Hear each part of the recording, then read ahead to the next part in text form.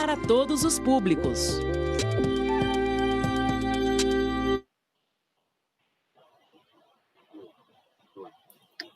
A crise provocada pela pandemia da Covid-19 levou as escolas a adotarem o trabalho remoto como meio e estratégia para continuarem oferecendo ações formativas aos seus estudantes, o que provocou e tem provocado muitos desafios para professores e professoras.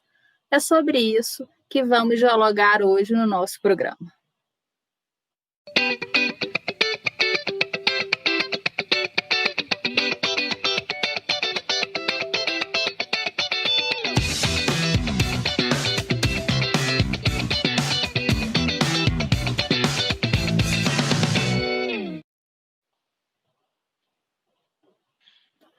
Olá, meu nome é Valesca Viana, sou professora e diretora de Políticas de Educação Básica e Superior na Pró-Reitoria de Ensino do IFG.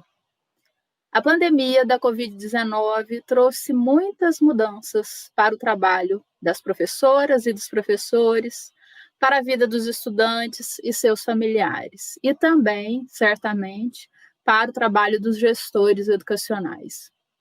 O programa Matutando, Diálogos Formativos, com o objetivo de refletir sobre as questões postas na educação em tempos de pandemia, apresentará 5 episódios com o tema Trabalho Remoto, Condições para o Ensino e a Aprendizagem, onde serão explorados os fundamentos, conceitos e as condições para o ensino e a aprendizagem nesse momento de excepcionalidade. Hoje, iremos dialogar sobre um conceito muito importante para os campos da formação de professores e da didática, que é a transposição didática. Nesse momento em que é solicitado aos professores e professoras que façam uma readequação curricular a partir dos seus planos de ensino, é fundamental conhecermos um pouco mais sobre transposição didática. E para falar sobre esse tema, nós convidamos a professora Sandra Limonta, que é professora do Programa de Pós-Graduação em Educação da UFG e líder do Grupo de Estudos e Pesquisas Trabalho Docente e Educação Escolar, TRABEDUC. A professora Sandra faz parte do Centro de Estudos e Pesquisas em Didática, o CEPED, o grupo que é responsável pela organização do EDIP em Goiás. Muito obrigada, professora Sandra, por ter aceitado o nosso convite. Muito boa tarde a todas e todos. É muito bom estar aqui com vocês nessa atividade, nesses momentos tão importantes de reflexão, de análise e de pensar o trabalho pedagógico nesse momento de pandemia, e não só pensar, refletir, mas também tentar elaborar formas de ação para que a gente possa realizar, mesmo na educação à distância, mesmo no ensino remoto, um trabalho pedagógico de qualidade. Ótimo, professora Sandra. Então, vamos lá. Professora Sandra, para ministrar os conteúdos, os professores devem organizar o processo de ensino-aprendizagem a partir de estratégias e atividades essas que deverão possibilitar a apropriação desses conteúdos pelos estudantes. A isso nós podemos chamar de transposição didática? Isso, o conceito de transposição didática é um conceito bastante importante e também, ao mesmo tempo, ele tem uma certa complexidade que se faz necessário a gente compreender um pouquinho.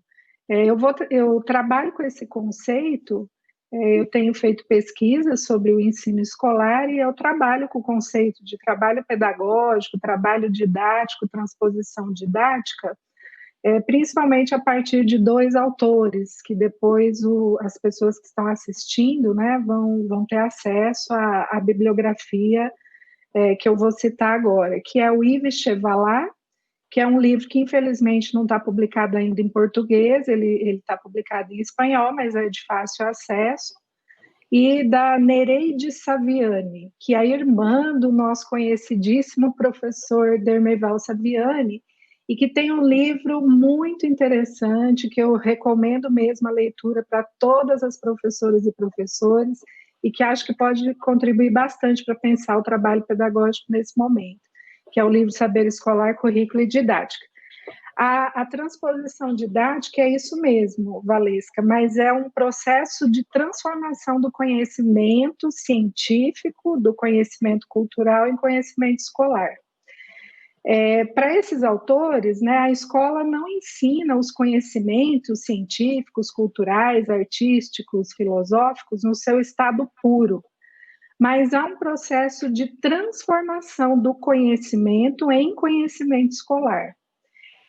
Isso não é simplificar, não é reduzir o conhecimento, mas é uma questão epistemológica mesmo, né, de como a gente transforma esse conhecimento no seu estado puro em conhecimento escolar, né? E isso passa por uma transformação sócio-histórica, que vão sendo incluídos novos conhecimentos, retirados, amplia-se uma determinada parte das disciplinas escolares. Isso tem a ver com política, com o desenvolvimento das próprias ciências, né? Os novos conhecimentos vão chegando e vão sendo incorporados ao conhecimento científico.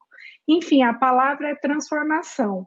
E nessa transformação, né, do conhecimento humano em conhecimento escolar, vão sempre estar integradas numa relação mesmo, sempre que a gente pensa o que eu vou ensinar, as finalidades, né, por que esse conhecimento, por que não outro, por que nesse momento, e a didática, né, o como ensinar, que atividades, que forma de exposição, que material que vai ser necessário para ensinar esse conhecimento, também vai fazer parte, né, disso que a gente chama de transposição didática.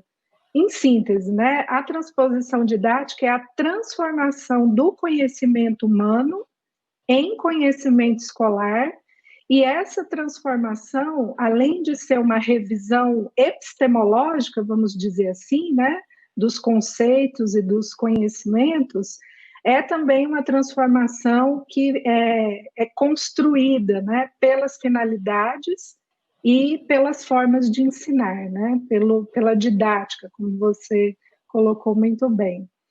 Né? E eu acho importante também a gente mencionar que o trabalho pedagógico, né, o trabalho pedagógico é concretizar, né, com os alunos a transposição didática na escola. Esse encontro tão maravilhoso entre os professores, os alunos e o conhecimento é também produção de conhecimento, né? Esse encontro do professor, do aluno e do conhecimento na escola também leva à reelaboração de novos conhecimentos, né? Muitas vezes nós não nos damos conta, mas se o professor percebe que tem aluno com dificuldade ou que eles começam a cansar, o professor relabora, às vezes, naquele momento mesmo da aula, e ele transforma a transposição didática, né, no momento mesmo da realização do trabalho pedagógico, né? Então, eu quero lembrar isso. Realizar o trabalho pedagógico, concretizar a transposição didática, eu vejo também como produção de conhecimento, né? Os professores vão reelaborando e elaborando novas finalidades, novas formas de ensinar, vão revendo também os conteúdos escolares, né, ao longo do ano, e também os conhecimentos socioculturais dos alunos, da comunidade escolar. Isso também vai perpassar a prática viva, né, do professor. Então, a transposição didática é o trabalho pedagógico vivo. A professor, o professor, os estudantes, né, nós vamos sempre reelaborar, repensar o currículo, as finalidades e a didática. Perfeito, professora Sandra. Muitos de nós, professores e professoras, então, certamente fazemos transposição didática sem sabê-lo, não é? Perfeito, muito interessante. Então, professora, nós podemos afirmar que a transposição didática envolve contextualização do conhecimento, a experiência do estudante e a intenção didática do professor, ou seja, né, pensarmos na relação entre conhecimento, professor e estudante. Nesse momento de reformulação dos planos de ensino para o ensino remoto, isso vai exigir dos professores uma outra organização didática? Vai, com certeza, né? E é mesmo um momento muito difícil para nós, é um problema de saúde muito sério que o país passa e que acabou por nos trazer nessa condição de trabalho e de ensino que nós estamos agora. Então, vamos refletir um pouco sobre a transposição didática nesse contexto. Olha, boa parte da elaboração da transposição didática, ela já vem pronta para o professor. E essa é uma questão que a gente tem que acompanhar sempre de muito perto, né? As orientações curriculares, né? E recentemente nós tivemos uma grande reforma curricular no nosso país, que é a Base Nacional Comum Curricular do Ensino da Educação Infantil, Ensino Fundamental e Ensino Médio e a reforma do ensino médio. As redes estaduais e municipais, a partir dessas grandes orientações curriculares oriundas do Ministério da Educação, vão constituir, né, os seus currículos, as suas propostas, os seus projetos pedagógicos em nível de rede. E no Brasil, em muitas redes estaduais e municipais, as unidades escolares têm os seus projetos político-pedagógicos, certo? Então, boa parte da transposição didática, do currículo, da seleção dos conteúdos, das finalidades educativas e até mesmo da didática, das formas de ensinar, já vem, né, de uma certa maneira, pré-preparada para o professor. Né? E eu quero lembrar, tudo isso vai dar um rumo para o trabalho pedagógico do professor. Mas eu quero lembrar que a gente tem que sempre analisar, questionar, resistir, né, reelaborar no plano do trabalho individual, concreto, em sala de aula, de acordo com a compreensão e a possibilidade do professor de fazer, né, essa reelaboração. E a gente sabe também que existe uma pressão grande da rede, né, para que as professoras e professores sigam, né, os currículos escolares e os livros didáticos. E, assim, eu entendo que nesse momento da pandemia tem também um acirramento do ensinar os conteúdos. Um pouco mais de liberdade do livro didático, ao mesmo tempo representa, né, uma necessidade do professor de reelaborar, buscar outras formas, buscar vídeos, por exemplo, né, uma vez que o trabalho ali com o livro didático de forma remota, ele precisa ser repensado, ele se transforma. Então, novos conhecimentos vão sendo incorporados, o uso das tecnologias, dos vídeos, as formas de comportamento, né, na aula remota, com as crianças, com os adolescentes, com os adultos do ensino médio, do ensino superior. Né? Isso é muito difícil, né? Reelaborar o que já estava, em boa parte, pronto, né? E aí o professor, ele trabalha em cima de currículos, finalidades e, às vezes, até de proposições de ensino, que já dão um certo rumo para o seu trabalho, e isso certamente vai exigir mais do professor, né? Então, é como se os conteúdos, as finalidades e as formas de ensinar, né, que constituem esse movimento vivo da transposição didática, estivessem recebendo um novo tratamento agora da parte das professoras e professores. Isso também é produção de conhecimento, é autoformação e, ao mesmo tempo, a gente tem que ter cuidado, né, para não fetichizar demais as tecnologias e achar que As tecnologias, então, elas suprem, né, essas necessidades de reelaboração do currículo e das formas de ensinar. Né? E outra coisa também é o tempo de trabalho, né? Já tem até pesquisas nos informando que os professores têm trabalhado mais, né, em casa e no ensino remoto. Ok, professora Sandra, nunca foi tão importante, então, né, conhecermos as finalidades do nosso trabalho, a finalidade dos conteúdos com os quais trabalhamos, não é? Muito bem, então, vamos para a próxima pergunta. Com a redução dos dias letivos para o cumprimento do calendário acadêmico, tem-se orientado os professores que eles façam uma seleção, né, de conteúdos, considerando aqueles conteúdos, digamos, mais fundamentais ou essenciais para a formação do estudante. Quais instrumentos são necessários aos professores para que nós possamos realizar esse trabalho de forma que nós não minimizemos o processo de aprendizagem? Processo geral de desenvolvimento do homem, não só intelectual, mas da própria personalidade humana, né? A apropriação dos conceitos científicos, culturais, filosóficos, artísticos, para essa teoria fundamental para o desenvolvimento humano. Então, ao mesmo tempo, nós temos que lembrar que esses conceitos científicos que compõem, que constituem os conteúdos escolares, o conhecimento escolar, ele não é uma cópia do conhecimento da disciplina de origem, né? E também não é a simplificação, né? A redução no sentido de vulgarizar, de tornar mais fácil o conceito. Então, tem uma complexidade aí, né? Não é a cópia, mas também não é apenas a redução ou a simplificação, né, dos conteúdos e conceitos.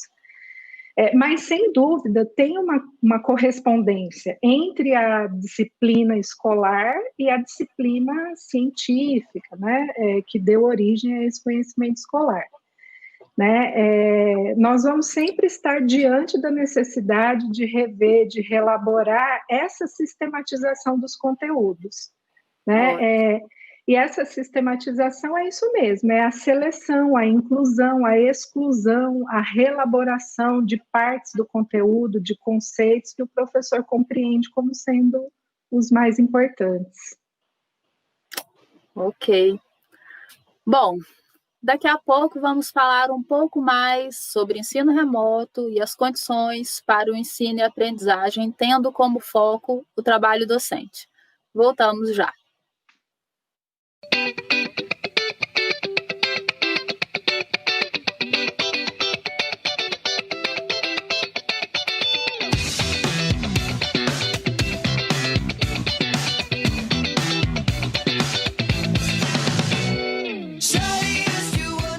A pandemia ainda não acabou. Ao contrário, agora Goiás está entrando no momento mais crítico. A crise é ainda mais severa com os grupos mais vulneráveis. A campanha UFG Solidária, Juntos Doando para Quem Precisa, atende a mais de 2.200 famílias em todo o estado. Elas esperam e precisam da sua doação. Participe da campanha, doe qualquer quantia. Uma ajuda regular é muito importante para manter a campanha ativa. Faça sua parte. Acesse www.ufg.br/UFG Solidária e saiba mais como doar.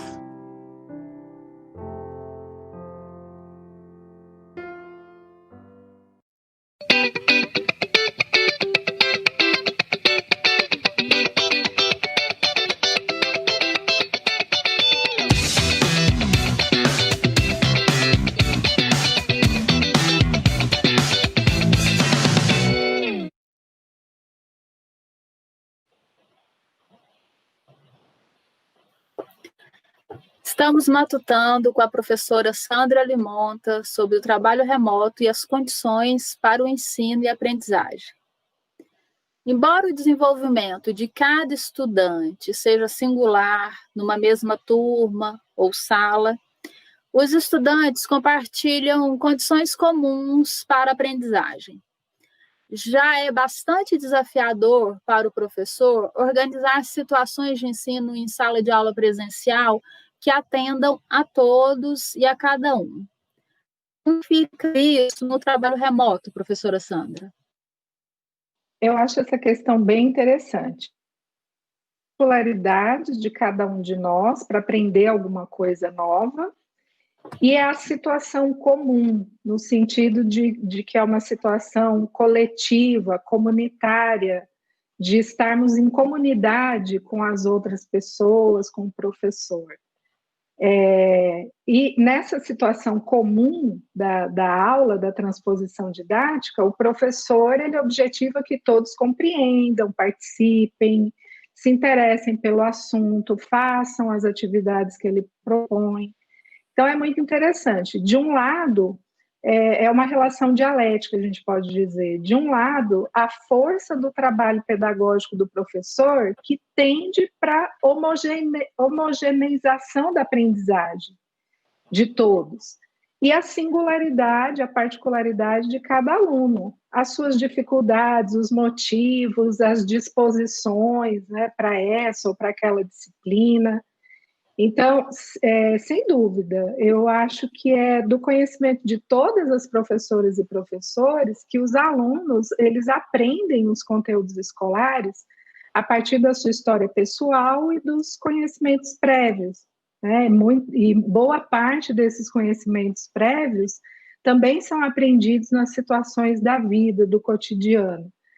Mas eu tenho refletido, com a ajuda da teoria histórico-cultural, que essas diferenças, essas particularidades de cada um, são as forças motrizes internas, né, da aprendizagem, diante dessa força externa que é o trabalho pedagógico do professor.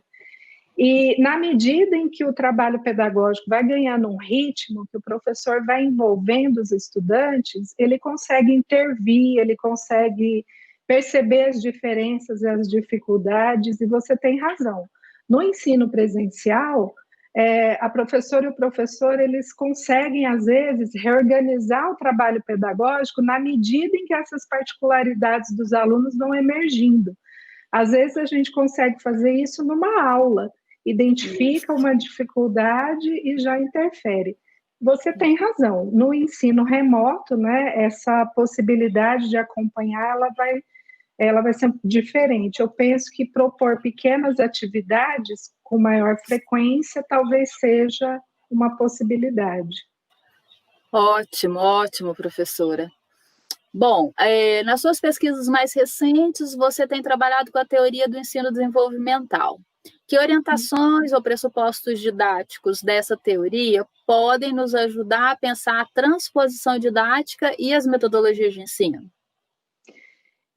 A teoria do ensino desenvolvimental, né, elaborada pelos psicólogos e pedagogos russos, Davidov e Elkonin, que são os mais conhecidos, a partir da teoria histórico-cultural, pensou a realização do ensino escolar.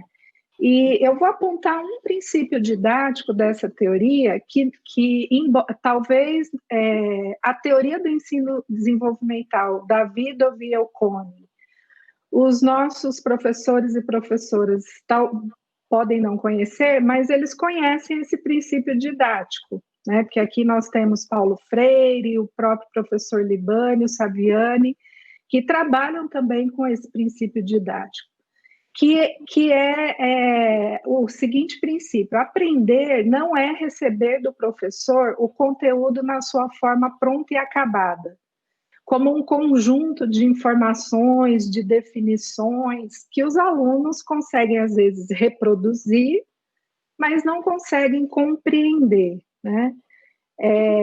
Então, estudar é uma atividade, né? Precisa da atividade ativa, criativa do aluno. Então, aprender não seria receber de forma passiva os conhecimentos prontos. O nosso patrono da educação brasileira, Paulo Freire, chama isso de educação bancária, né? Ensino tradicional. Então, esse princípio de ensino, né, de que os conceitos, os conhecimentos, eles têm que ser aprendidos de forma mais ativa pelos estudantes, levou esses autores da teoria do ensino desenvolvimental a pensar que o ensino começa com uma provocação, com uma atividade que o aluno deve fazer. Eles chamam de tarefa, né? Mas é uma atividade que o aluno deve fazer. Uma questão problema, algo nesse sentido. Ok, professora. Bom, nós teríamos muito mais, certamente, a falar sobre esse tema com a professora Sandra, e que, ainda que nesse curto espaço de tempo, colaborou muito para a gente poder pensar junto as condições que esse momento tem imposto ao trabalho de professoras e professores. Agradecemos muito a sua presença, professora Sandra. Eu que agradeço e espero ter contribuído de alguma forma para pensarmos sobre o trabalho pedagógico e transposição didática nesse momento de pandemia e de trabalho remoto. Muito obrigada. No programa de hoje, nós matutamos com a professora Sandra Limonta sobre o trabalho de professores e professoras na situação do ensino remoto e os desafios que todos nós temos enfrentado em relação às condições para o ensino e aprendizagem, destacando a ideia de transposição didática. Para quem quiser saber um pouco mais sobre esse assunto e outros assuntos relacionados, nós vamos apresentar algumas sugestões de leitura. O livro da professora Sandra, Formação de Professores e Ensino nas Perspectivas Histórico-Cultural e Desenvolvimental, Pesquisa e Trabalho Pedagógico, editado pela editora Apres.